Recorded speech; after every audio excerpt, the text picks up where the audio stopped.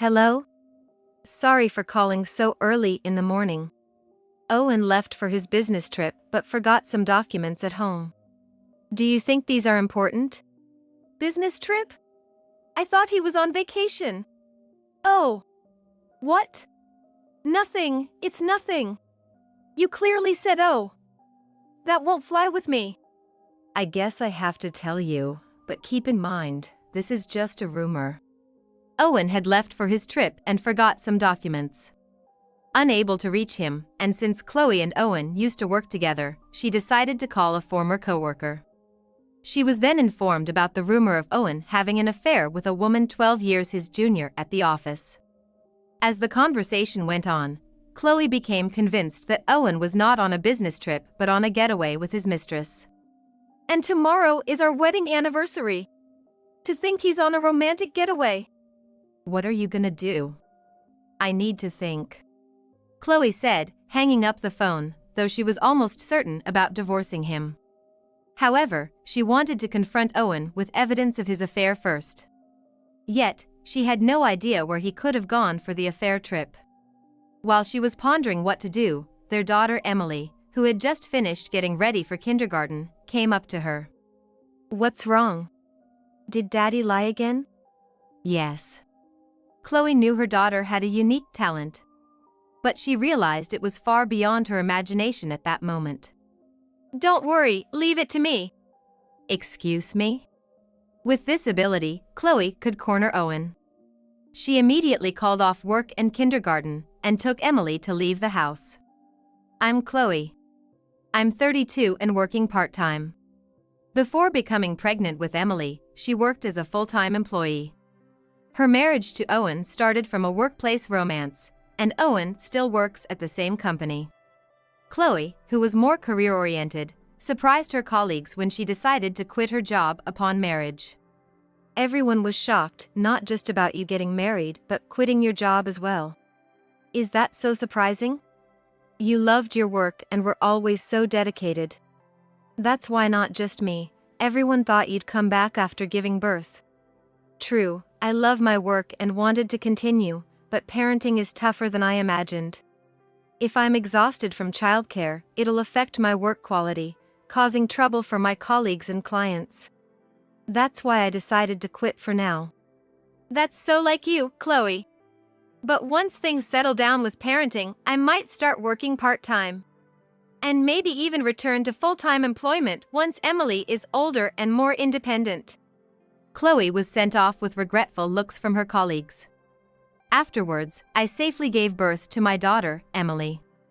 Parenting turned out to be dozens of times harder than I had imagined, just as I thought it would be. Quitting her job to focus on childcare seemed like the right decision. As Emily started kindergarten, childcare became a bit easier, allowing Chloe to start working part-time. She plans to decide whether to go back to full-time work when Emily reaches upper elementary school. Despite having more time, childcare was still challenging, especially dealing with Emily's strong-willed nature. What did you do in kindergarten today? I showed the catalog to the teacher. Again? Didn't you play with your friends? I didn't. I was looking at the catalog the whole time. The catalog Emily refers to is a thick commercial supply catalog used at the kindergarten, featuring items from stationery to large copy machines. It seems she became interested when she saw the teacher flipping through it to order supplies. Emily has been pestering the teacher to let her borrow it almost daily and spends time alone at the edge of the classroom, looking through it without getting bored. According to the teacher, Emily has become a living catalog due to her extensive reading of it. What are you looking for, teacher? I'm thinking of buying some glue for everyone to use. If it's glue, it's on page 86. The green, slim one is 04131156, and the one that pops open is 05296193. Emily not only remembered the page where the glue was listed but also the product codes. It's probably because these are items frequently used in the kindergarten. However, I wonder what joy she finds in remembering such things. As a mother, I always feel puzzled that my daughter would rather have a commercial catalog than picture books or coloring books. Emily's unique interests have made it challenging for her to fit in with other kids at kindergarten, often leading to clashes with friends. It seems inevitable that she's somewhat isolated there. But Emily's ability to baffle me isn't limited to her fascination with catalogs. Obviously, she can't bring home the kindergarten catalog. So she often reads her father's comics. When I say read, she can't actually read the words yet, so she just looks at the pictures. Of course, I've bought her picture books before. What about the picture book we bought the other day? I'm done with that. Even if I buy her picture books, she only flips through them once and then never reads them again. So our shelves are filled with almost brand new books. It seems she finds the illustrations in young adult comics more appealing than the cute drawings in picture books. Moreover, I've given Emily a kid's tablet, and she often watches videos, but not children's shows or cartoons. She prefers videos of beautiful scenery, especially those taken by drones from the air. Her way of watching videos is also unique. What's up? Is there something you're interested in? Not really. I just want to watch this part. When Emily has a favorite scene, she rewinds about 20 seconds after it ends to watch the same scenery again, and then she rewinds another 20 seconds to see it once more. Emily has spent from noon to evening watching the same scene over and over again without getting bored. What's so interesting about watching the same scene over and over? I couldn't understand my daughter's feelings and felt anxious about whether I could really continue to be a good mother. My husband also shares my concerns, though his are slightly different. She seems to clash a lot with friends, and her behavior and habits are quite strong. Could it be that Emily has some developmental issues? I don't think so. She can communicate better than other kids her age. Maybe she's actually smarter? Does that just mean Emily is different? But thinking of it as her being smart makes sense. They do say many geniuses are eccentrics. Blinded by our parental bias, my husband and I concluded that our daughter might actually be a genius. We decided to test this theory. Hey, Emily, can you solve this problem? I'll show you how, so give it a try. What's this? It's subtraction in math. Let's study a little with Mommy. I created a simple subtraction problem on paper. Emily can already do basic addition. So I thought it might be good to challenge her with two-digit subtraction. If she truly is a genius, she should be able to solve it easily once I teach her. I can't do it. It seems Emily might not be a genius after all. After spending about 5 minutes trying to teach her, she couldn't solve the problem and ended up throwing the pencil. However, my husband and I, blinded by our parental bias, haven't given up yet. Being a genius isn't a term used only for academic abilities. Next, we decided to let Emily try drawing. She does draw at kindergarten, but those are based on given themes, not something she chooses freely. I bought some new colored pencils, how about we draw together? Look, a fancy set of 36 colors. Wow! So many colors. What should I draw? Draw whatever you want, Emily. Emily's eyes sparkled as she eagerly picked up the colored pencils one after another.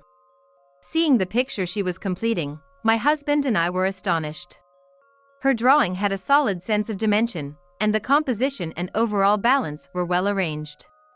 It didn't look like something a 4-year-old kindergarten kid could have drawn. Hey! This is amazing. Emily might be a genius in art. Really, this is incredible. But, why did she choose to draw this? Emily had drawn a commercial desk and a muscular man covered in scars. It seemed like the desk was from the catalog she saw in kindergarten, and the character resembled those from the comics her father reads. While it was clear Emily had a talent for drawing, I wished she would draw something more typical for a kindergartner. Maybe try drawing a plane next? When I suggested it, Emily completed a drawing of a plane in just 5 seconds. Done! This is a plane? Could it be a view of a flying plane from the ground? The plane Emily drew was smaller than a thumb, with barely an outline drawn. Come to think of it, the drawings Emily brings back from kindergarten always look like this. Compared to the desk and character she drew earlier, this was surprisingly simple and intriguing. My husband and I had a new thought about Emily. Could it be that she's drawing exactly what she sees? That's why the drawings from kindergarten themes are like this plain, but when asked to draw something she likes, she can create such detailed pictures. Doesn't that mean she has a high observational skill? We thought she was just looking at the catalog and videos without getting bored, but she was actually observing them closely. I see. Watching the same scene in videos might also be her way of observing how perspectives change the appearance of objects. We concluded that Emily possesses an extraordinary observational skill, which she can translate into her drawing talent. Once my husband realized Emily had an artistic talent, he jumped to a rather premature conversation. Looks like it's art school for her future. Doesn't art school cost more than a regular college? I guess I better work hard from now on to save up for Emily's tuition. Talking about college already? Emily's just in kindergarten. While I laughed off my husband's words, deep down, I wasn't entirely opposed to the idea. Besides, even if Emily decides against art school, my husband working harder is a good thing. Emily has a talent for drawing, and my husband is motivated to work hard for the family. I smiled, imagining a bright future. However, from this point on, we started moving towards a darker future. A year after discovering Emily's talent for drawing, my husband indeed worked harder, earning a higher reputation at work. Emily, now 5, has become more thoughtful and capable of making her own decisions. As she became capable of understanding various things, Emily started to realize that she was different from others. Realizing she's different, she decided not to force herself to fit in with other kids, accepting her unique self without distress. Instead, she seemed to get along better with others by accepting her own personality. What did you do in kindergarten today? Drawing. Again? You always draw alone, huh? Drawing is fun. Even when friends come over, I tell them not to talk to me. It might sound like she's pushing others away, but according to her teacher, that's not the case. Emily started bringing the 36 colored pencils I bought her to kindergarten, stopped looking at catalogs, and began drawing instead. Her skill attracted many friends. However, unable to concentrate with them talking, she consulted her teacher. The teacher then established a rule: watching Emily draw is fine, but don't talk to her while she's drawing. Now, lots of friends gather to watch her draw. Being good at drawing can make you somewhat of a hero in kindergarten. Emily became a hero in kindergarten and started playing with friends when she wasn't drawing. Knowing her talent also helped me understand her better, easing my parenting anxieties. But now, I'm faced with new worries. I'm going out for a bit. Again? Working or studying outside? Why not do it at home? If I'm home, Emily gets annoyed, and she can't concentrate on her drawings, right? I don't think you need to worry that much. My husband began leaving the house more often, especially on weekends. This was because Emily had started to dislike her father. Emily often draws at home as well. Worried that staying home and disrupting her concentration on drawing might make Emily dislike him even more, my husband tried his best not to upset her. He also made sure not to forget to cheer her up when he came home. I'm home. Look, I brought cream puffs. You like them from here, right? I love them too. I don't particularly like them. They're just okay. Really? Did your taste change? Emily's preferences hadn't changed. She was just being cold to her father, who was clearly aware of it. Why does Emily dislike me so much? Did I do something to make her hate me? You're always home with her. I don't think you've done anything to make her hate you. Then why is she so cold? Maybe it's just a phase. You know, the classic daddy issues. It's like a rite of passage for fathers with daughters. I think things will go back to how they were if you just give it some time. I tried to cheer up my disheartened husband, but my encouragement did little to lift his spirits. Seeing him look as if he were attending multiple funerals at once, I couldn't stand by and decided to talk to Emily. Why are you so cold to Daddy? He was really upset earlier. Because Daddy lies. Lies? When did Daddy lie? Just now, about liking cream puffs. That's not a lie. Daddy has always liked cream puffs. But he said he didn't like the new taste they had a while ago. When was that? About a year ago? Emily mentioned that a year ago, her father said he didn't like the new taste of the cream puffs from a shop he used to love. But it's hard to believe that a kindergartner would remember such a trivial comment from a year ago. Plus, my husband isn't the type to notice such subtle changes in flavors. It's likely Emily is mistaken about something. However, according to Emily, these kinds of lies from her father have become more frequent lately, diminishing her trust in him. Maybe Emily's memory is mistaken since it was so long ago, or perhaps Daddy forgot he said that. Don't jump to conclusions and call it a lie. Try to be kinder to Daddy. I cautioned Emily to reconsider her behavior towards her father, hoping this might mend their relationship somewhat. However, days passed without any noticeable change in Emily's attitude. I've got to go on a business trip again soon. This time it's for a bit longer, 3 nights and 4 days. A bit longer this time, huh? It seems like these trips are becoming more frequent. Does that mean you're being trusted with more responsibility at work? Yeah, something like that. Also, about the timing of this trip, it's actually in 2 weeks. In 2 weeks? That's 3 nights and 4 days, doesn't that mean? Yeah, it overlaps with our wedding anniversary. We've always decided to spend it together, but it looks like I won't be able to keep that promise this year. It's unfortunate, but if it's for work, there's nothing we can do. We've got to support you if we want to send Emily to art school in the future. Sorry. But I'll make it up to you, I promise. It's a shame, but these things happen. I don't want to be like one of those people who get caught up in love dramas asking, which is more important, your job or me? Besides, it's a good thing that my husband is being entrusted with more work.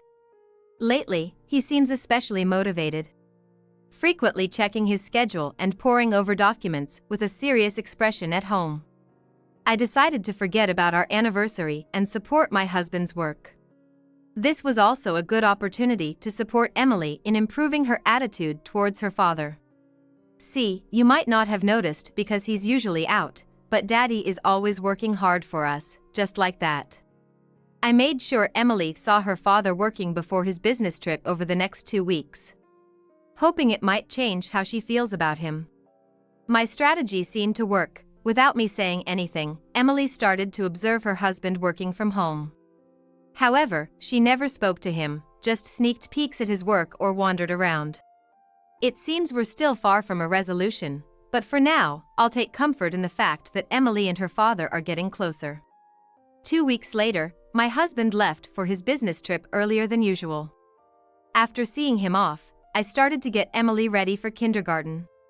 Then, I noticed a document had fallen under the living room table. My husband must have dropped it while working on the sofa last night. If it's an important document, this could be serious. I hurriedly called my husband, but he didn't pick up, possibly not noticing the call. Concerned, I decided to call a former coworker to check if the document was necessary. My husband and I used to work at the same place, so I had a former coworker's private number. I quickly grabbed my smartphone and called the former coworker. Hello? Sorry for calling so early. My husband left for his business trip but forgot a document. I'm wondering if this is something that's already on his laptop, or if it's the original that he absolutely needs. A business trip? I thought he was taking time off. Oh. What? Nothing, it's nothing. You clearly said oh. That won't fly with me. I guess I have to tell you, but keep in mind, this is just a rumor. Just from the introduction, I could tell it was bad news. I listened to the former coworker's story, hoping it would be as minimally hurtful as possible. I think you're being cheated on. The other woman is a female employee who joined the company last year. Their relationship has been rumored within the company. You were lied to about the business trip, right? Unfortunately, that female employee also took time off starting today. It's really looking bad. Of all the bad news I had imagined, this was the last thing I wanted to hear. The new employee from last year would now be 23 years old. My husband is turning 35 this year, so she's 12 years younger. What was he thinking? As I was appalled by my husband's foolishness, I realized something. If my husband's affair started when the female employee joined, which was about a year ago, it coincides with when he started saying he needed to work harder and began spending more time outside the home. Essentially, while claiming to work hard for Emily, he was using her as a cover for his affair. Additionally, knowing my husband was having an affair connected various dots that had seemed unrelated until now. His working from home these past 2 weeks was likely an attempt to cover for his affair trip, pretending to prepare for a business trip. It was just a show, which is why he didn't notice the dropped document. Since he hadn't put on such a display for previous business trips, I suspect this affair trip was his first. However, trying to hide his affair, he probably overcompensated with his performance. This makes me think Emily's comments weren't off base. My husband doesn't have the delicate taste buds to notice the subtle changes in the flavor of cream puffs. But what about his mistress? A young woman with a sweet tooth might notice such subtle changes. My husband probably ate cream puffs with his mistress, heard from her that the taste had changed, and then tried to impress Emily by acting as if he had noticed the change himself. But in reality, not noticing any change, he continued to enjoy the cream puffs, claiming they were delicious. I'll need to apologize to Emily later. Tomorrow is our wedding anniversary, and he's going on an affair trip. What are you going to do? I need to think about it. I said I'd think about it and hung up, but I'm almost certain about getting a divorce. However, if I'm going to divorce him, I'd like to confront him with evidence of his affair. But I don't know where he's gone for his affair trip. As I was pondering what to do, Emily, who had finished getting ready for kindergarten, came over. What's wrong? Did Daddy lie again? Yes. I'm sorry for not believing what you said the other day. The other day? About the cream puffs. Oh, the one Daddy mentioned on May 14th? You remember the date? Yes, I remember. Before, I would have dismissed the idea of her remembering the date. However, given the possibility that the affair and the cream puff story might be true, I decided to check. You remember I bought you a set of 36 colored pencils, right? And after a while, you lost the blue one, so I bought you just the blue one, right? Do you remember when that was? I told you I lost it on April 21st, and I got the new one on April 26th. I checked the online purchase history. The order was placed on April 21st last year, and it was delivered on April 26th. Emily's memory was spot on. I thought Emily had a talent for drawing because of her observational skills, but it seems that's not the case. It appears Emily has an exceptional memory. She only reads a book once because she remembers the content, making it unnecessary to read it again. Perhaps picture books weren't satisfying due to their lack of information. Which is why she preferred catalogs and manga with lots of pictures. Her good drawing skills and observational ability might just be a bonus to her exceptional memory. It seems I still didn't fully understand my daughter. Moreover, Emily is not just someone with a good memory. She also has a mysterious power. With this power, I could corner my husband. I immediately called off work and kindergarten and took Emily to leave the house. First, I went to my parents' house, explained the situation, and left Emily with my mother. Since Emily has an exceptionally high memory, I couldn't risk exposing her to a traumatic scene like catching an affair in action. It would be terrible if such a scene were to be vividly imprinted in her memory. After leaving Emily with someone, I called the inn where my husband was staying and made a reservation to stay there. It was a weekday, so I was able to book a room. It might have been risky if it was the weekend.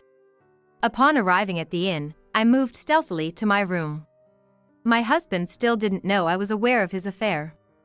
I planned to use this advantage. After spending the night at the inn, I checked out. I could have waited for my husband to come out, but since I took the day off, I decided to enjoy a bit of the trip myself. I was already in a winning position, so there was no need to rush things. I went to the hot spring town to buy souvenirs for my parents and Emily. After shopping, I decided to have an early lunch. Enjoying the famous Cajun food made with local chicken, I stayed near the entrance of the restaurant, waiting for my husband, who should be arriving soon. After about 10 minutes of browsing my phone, a familiar face showed up. You're right on time. The Cajun dish here was delicious. Did you enjoy the sweets from the traditional store? I'm planning to go there next. You? What are you doing here? My husband nearly fell over in shock. Behind him was a young woman. Presumably his mistress. Realizing who I was from my husband's reaction, she looked down awkwardly, trying not to show her face. What am I doing? That should be my line. Today is our wedding anniversary, and yet, you're here with your mistress. What's that about? Affair? No. This is a business trip. It's just that there's no work today, in the middle of this 3-night, 4-day trip. I'm going back to the hotel in town this evening, and then it's back to work tomorrow. That can't be true, can it? You're here to eat Cajun, then you're going to visit a nearby garden, right? Tonight, you'll have dinner at the inn, and tomorrow morning, you'll go to a famous breakfast spot for their egg benedict, then visit a famous waterfall, right? After the waterfall, it's off to a popular cafe for pudding, and what was after that? Since I don't have a memory as good as Emily's, I pulled out my notes. The notes also had the following plans written down, so I began reading them off like a business report. What's that note? My husband must have thought the truth behind how I knew his schedule was in the notes. He snatched the notes from me. What's this? It's our entire travel schedule, even with times planned. What does this mean? It's exactly what's in my schedule book. How? I kept my schedule book separate for work, and I made sure you could never find it. Emily saw it, and she remembered everything. That's how I knew where you were staying. You might have been cautious around me, but you didn't guard against Emily because you thought she was just a kid, right? Remember? That's impossible. Even if she saw something, it was just a glimpse from a distance. At most, it was only a few seconds. It's impossible to remember store names and times so accurately, right? It seems she can do just that. We thought Emily had a high observational skill, but actually, she has an abnormal memory. Moreover, it seems she can instantly memorize anything she sees as if taking a photo in her head. It's called eidetic or photographic memory. So, she was able to remember your affair schedule just by seeing it for a few seconds. Is there really someone who can do that? I thought the same as my husband at first. Instantly memorizing something and retaining it forever. I thought such abilities only existed in the world of manga or were merely urban legends if they existed at all. However, having witnessed my daughter's abilities, I was shocked to realize they are real. The order date for the colored pencils and the day they arrived were spot on. Emily really remembers everything. Hey, do you remember what was written in Daddy's schedule book?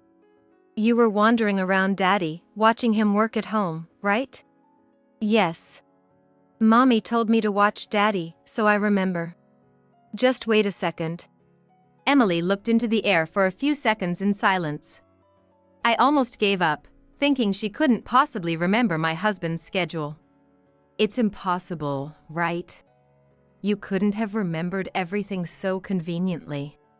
It's okay, leave it to me. Ah, I found it. Really? I can't read the words, so I'll write it down. I handed Emily a piece of paper and a pen, and she began to write down my husband's schedule fluidly. That was the note my husband had snatched from me earlier.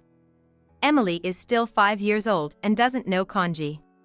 However, it seems she memorized the moment she saw my husband's schedule book as if she had taken a photograph of the scene.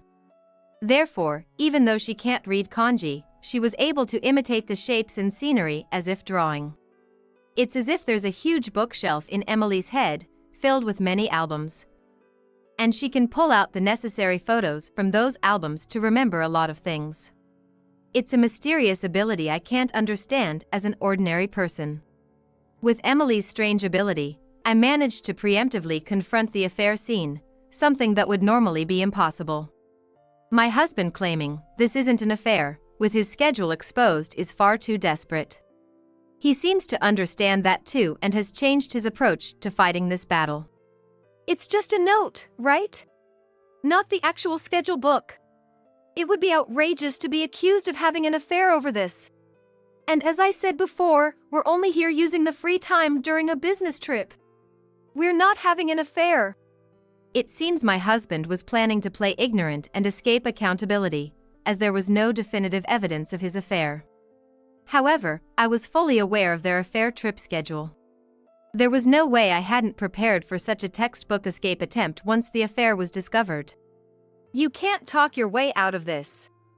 I had captured them entering and leaving the same room together on my smartphone. Knowing their schedule, I had a good idea of when they would return to the inn. I also knew they would leave their room for the inn's breakfast buffet this morning. Catching them off guard, as my husband didn't expect me to be there, made it easy to obtain evidence of the affair. Thought you could get away without concrete evidence? Unfortunately for you, I filmed you two traveling together and staying in the same room. This will be recognized as evidence of an affair. You stayed at the inn. Confronted with irrefutable evidence of his affair, my husband seemed to resign himself. He stopped making excuses and fell silent. Since I appeared, the mistress has been nervously fidgeting and hasn't said a word. It's only natural, a young woman of 23 couldn't possibly handle a situation like this. And the husband she might have relied on is in this sorry state. I'll do a bit of sightseeing before heading home, but you don't need to come back.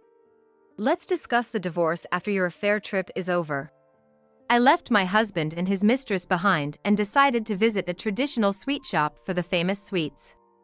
Following that, the divorce was smoothly finalized, given the evidence of the affair. Naturally, I took custody of Emily. Alimony and child support were settled.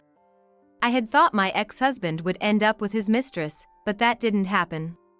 Instead, word of their affair spread quickly at their workplace. I had only told a former coworker about the affair and made them promise not to tell anyone. Absolutely don't tell anyone, okay? Got it. I won't say a word. It was like saying don't push this button. Understanding my intent, the former coworker spread the affair story at work. Even if my ex-husband complained to me later, it was out of my hands. I had strictly told them not to say anything, so any complaints should be directed at the coworker. However, doing that would only spread another story about being pressured for spreading the affair story. My ex-husband and his mistress were left to face the cold stares at work silently. But there's no way a young person of 23 could have the mental fortitude to endure cold stares at work. Moreover, she was also sued for compensation by me.